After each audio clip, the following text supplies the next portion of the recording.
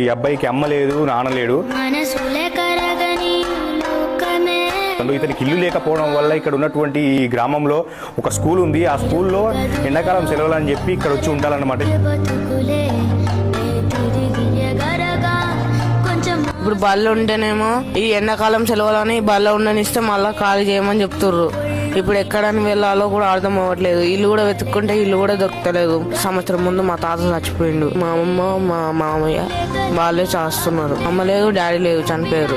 Many more happy returns of the day అద్విత్లకి. ఇట్లాంటి బర్త్డేలు ఎన్నో జరుపుకోవాలని చెప్పి మనస్ఫూర్తిగా కోరుకుంటున్నాను. ఈ బర్త్డే సందర్భంగా అయితే మీ మమ్మీ మీ డాడీ అయితే ఈరోజు అయితే ఒక 50 కేజీల బియ్యం అయితే ఈ అబ్బాయికి అయితే ఇవ్వడం జరిగింది.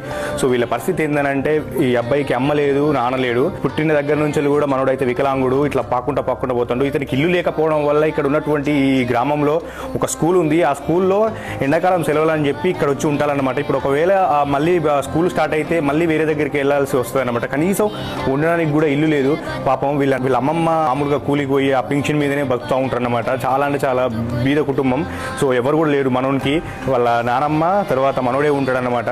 ఎవరైనా హెల్ప్ చేయాలనుకున్నా కూడా మనకైతే ఇన్బాక్స్ లో వచ్చి అయితే మెసేజ్ చేయండి. మాకు ఏదైనా సాయం చేస్తారని కోరుకుంటున్నాను.